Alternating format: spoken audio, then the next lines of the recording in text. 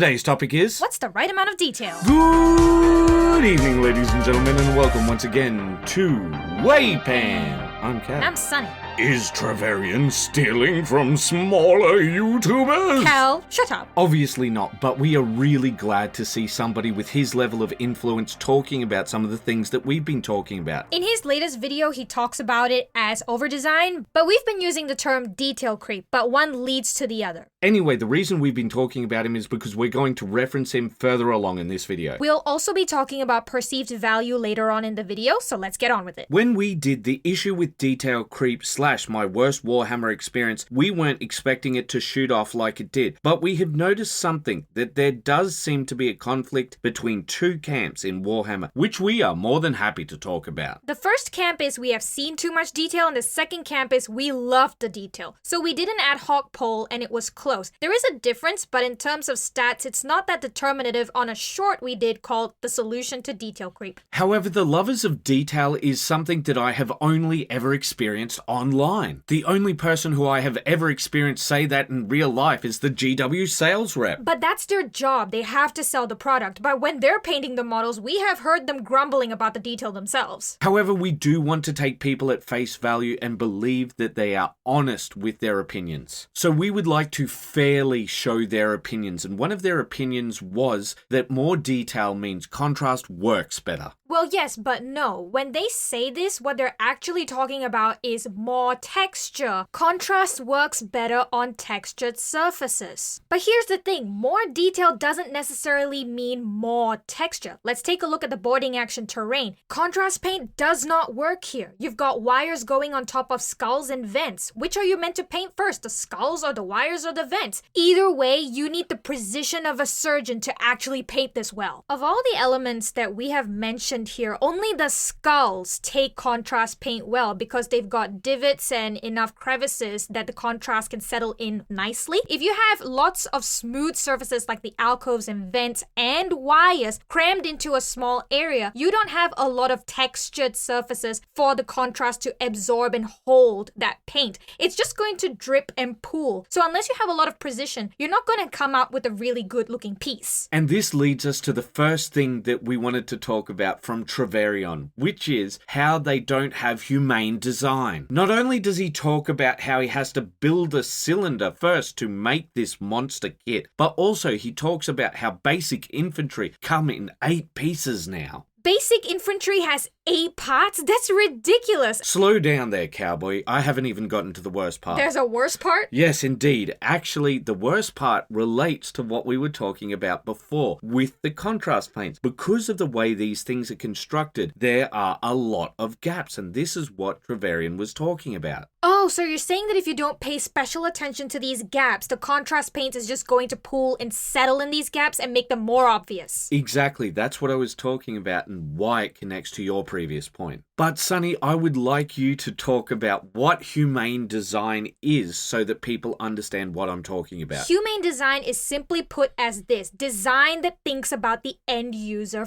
first. So in this case, you can see that it's more about the aesthetics and less about the user experience. So let's see if I got it right. Humane design would be about accessibility and user experience. For example, the opposite of humane design would be hostile design? That's right. Design that focuses on harm and also making things a lot harder to use. So as an example, if things aren't intuitive, like say you don't have the instruction manual or it's off to the side, that would be a fail on humane design. Exactly, especially if getting those instructions are also equally as hard if you lose them. Or if you got it off the secondary market. The point that we're trying to make here is that just the construction itself is a accumulation of negative experiences, and we haven't even gotten to the painting aspect yet. And this is the point that hasn't been driven home hard enough when it comes to over-design or detail creep. A bit of a sidetrack. You might have noticed that Cal has a bit of a crackle in his voice. Oh, please don't shame me. And this is because he screamed out when he kinda ruined my model, which I worked hours painting.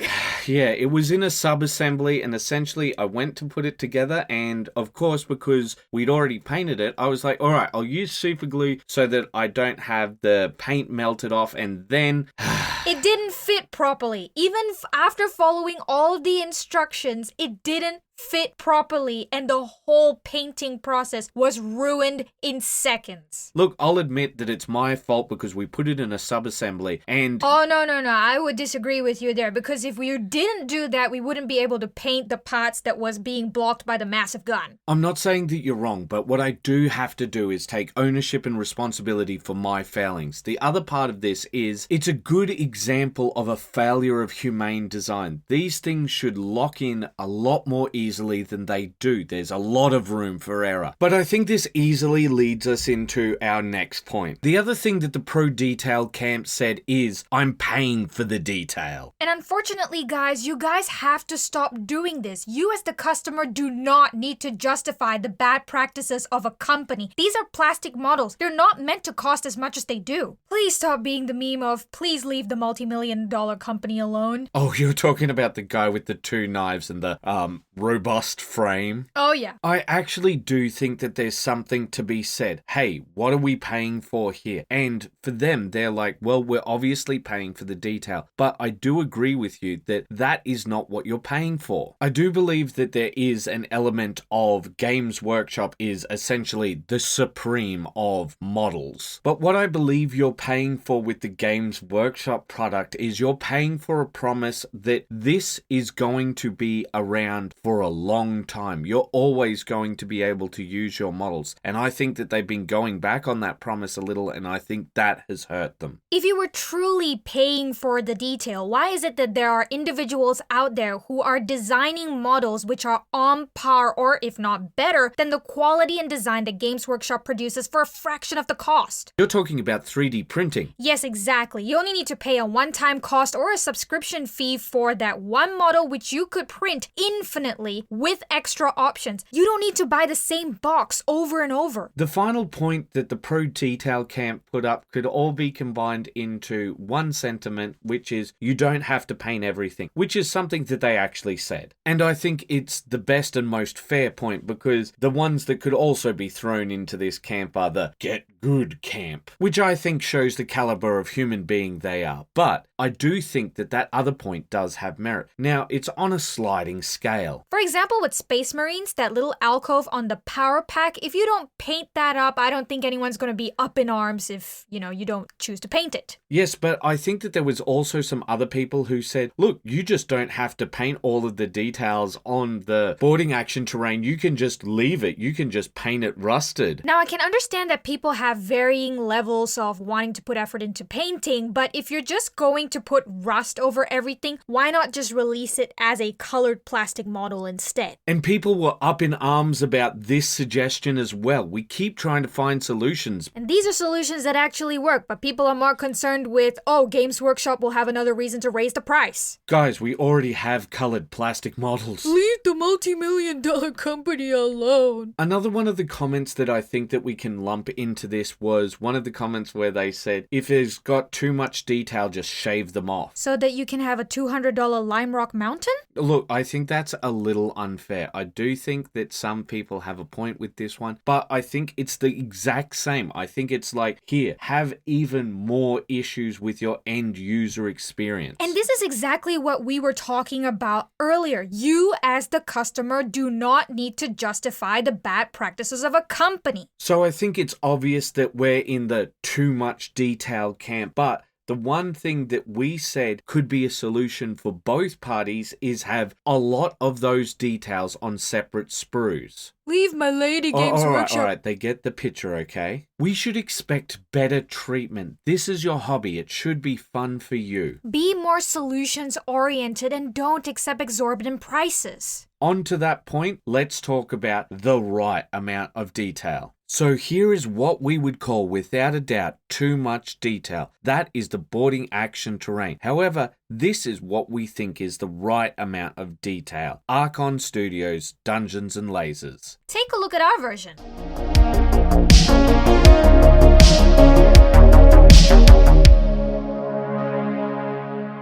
Now, this is comparing apples and oranges a little bit. However, as we mentioned many times, we try and be transparent and we only try and talk about things for which we have actual experience with. And we have done two massive projects, the Dungeons and Lasers one and the boarding action one. So one is science fiction and one is fantasy. However, we believe the same core principles apply. And can you tell us about some of those principles? Good terrain should be able to be dressed up or dressed down. In short, you have a plain start, which you can either turn into a casual look, dressed down, or you can add some more fancy features, which is dressing up. There is a bit more to it, but you guys get the point. And that's essentially what we did. So dressing up the greater majority, and we made mistakes along the way, but the entire process was fun. So here's our example of dressing up and dressing down. The wooden cottage was dressed down, but honestly, if we had not given it the final wash, it might have looked better. A lot of the time, it was the final finishing coats that made things a little off. It's always the way, isn't it? And here's an example of us dressing up the Moroccan marble castle. I think originally it was called the stone castle. That's right. So we dressed it up in two ways. One, we added to the sprue because we didn't really like this design. We are not too sure what this texture is meant to be, so we changed it by adding a mixture of PVA and spackle to get this rough plaster effect. And then with the tiles, we did a base of grey and then a dry brush, then we masked a diamond pattern. Maybe we should get back to the points? Right. So the next really big point is deeply recessed terrain. One of the comments on the previous video was almost every single terrain builder video out there. You want your terrain to look good, but not to outshine your minis because they're the stars of the show. But how? Deeply recessing the terrain will make sure that the washes and dry brushing take a better hold on the minis, which is a core backbone of speed painting things. This doesn't mean that terrain is made badly. In fact, I would say the opposite. This will allow you to do a lot of terrain quickly and you don't have to make it the star of the show. I think that the next point is it shouldn't be intimidating to approach. I mean, let's take a look at these two projects. One is obviously a more intense project, and I don't think it's because one is fantasy and one is sci-fi. I mean, it's called Dungeons and Lasers, so it's about time we show you some of the lasers stuff. So here it is, but obviously we haven't used these, but we just point out it isn't the difference between the two styles. So Sonny, can you tell us why we think that the Dungeons and Lasers hits in every way that Games Workshop doesn't? Well, for starters, they have kept humane design as their number one priority. They've thought about the painter. They've thought about teardown and setup. They've also thought about storage and space constraints. I think Games Workshop missed on a lot of those points, but one point that I don't think you've really given to them, and you should have, is the fact that setup is pretty easy for this stuff. Yeah, is it because it's mostly for Dungeons and Dragons and you can't apply it for anything else? No, it's just the clip lock system of the Dungeons and Lasers one is a lot more intensive setup wise. It's true. I will agree with you on that. Like, you've got to manually set up each individual tile and then each individual building rather than just roll a mat, put a bunch of buildings on top, start play. No, I mean the clip lock system, you know, with the little caps. The slots, yeah. Yeah. For the boarding action terrain, totally get that. Shall we move on to the minis point? Yeah, let's do it. So with the minis, we don't have a great example for the right amount of detail because we think when it comes to detail with minis, people want different things. Well, Cal, you did tell me there was one GW model you felt was the right amount of detail. Oh, I'm going to get so much flack for this. The original Primaris, the Primaris Intercessors, I think have the right amount of detail. I might not like their lore, but the models have always been great. I do think assembly-wise, they're not as friendly as the old tactical squads where you've just got your torso, your arms, your legs. Now it's a little bit more way too detailed? It's not so much that it's way too detailed, so legs will come in two parts and so on. Oh, right? yeah, I totally get that. And I think another point that you actually mentioned to me off screen was the whole reason they had those big clunky shoulder pads was to actually conceal any bad joints that the beginner might make when trying to fuse the arm to the shoulder, which I thought was a great way of showing that humane design, but they're kind of slowly stepping away from that. I should have been more specific before. It's not just that the legs are in two parts, they're actually in 4 parts. Oh. Each leg is in 2 parts, oftentimes. Yeah, and that's just unnecessary at that stage, Well, you know? I think it is. Look, there's a lot of game companies out there who have done this for years, and the model always is that the legs are together. Another thing I've noticed is the lack of ball and socket joints with these. You're talking about the connection between the torso and the legs, yeah? Yes, exactly. I totally agree. I think that people should be paying for more options, not more details. Better designed, user-friendly models. Yeah, I think actually there is one point that I want to bring up. I think that a lot of these models have good designs. They look good and that sort of thing. But I think where the biggest crime happens with all of this is the slicer. The slicer? The person who slices the models and puts them on the sprues. Oh, okay, I get it. You're saying if that it was sliced differently, these issues would not be there. Yeah, no, I totally think that a lot of these models, right, when it comes to how they look, they're okay. They're fine. They're decent, right? But I do think that they are just not sliced well at all. They're sliced for profit. They're not sliced for the end user experience. It's not user friendly. It doesn't help with the construction process and makes it easier for the end user to put something together. Yeah, exactly. Thanks for the save there. Essentially, it's made for profit. It's not made for the end user. Well, Cal, I think we've made all the points that we can, and it's time to wrap up. All right, then. I guess number one would have to be more detail does not mean a better painting experience. You want more texture, deeper recesses, and keeping the painter in mind, meaning more open surface areas. Open surfaces? Less things blocking your way, and your brush can actually reach those parts. Speaking of your brush actually being able to reach parts, number two. Sunny, what's humane design? Design that is accessible and keeps the user experience as the number one priority. Number three, you guys have to stop defending exorbitant costs. Yeah, you're not the milady for the company, and detail is not what adds to the cost. It isn't? It is easier now more than ever to add details to models. Just take a look at any 3D printing site. Number four, you don't have to paint everything. Yes and no. There should be some parts where you get extra credit for doing those things, but Chaos Legionaries and Phobos Lieutenant is way too much. Number five, you should be getting more, not less, and you should be expecting the company to listen to you. Expect better treatment, demand for better designs and better slices, like ball and socket joints and intuitive construction, not put up with terrible slices. Okay, Detail Camp guys, I hope that we represented you well. I hope that we showed your opinions in a steelman fashion and that we didn't just dump garbage over your ideas, because we did try to give credit where credit was due when it came to your opinion. Yeah, well, we hope that it seems that way at least. Well, Cal, we did forget one point. Oh, what's that? Keep those brushes wet. Bye-bye.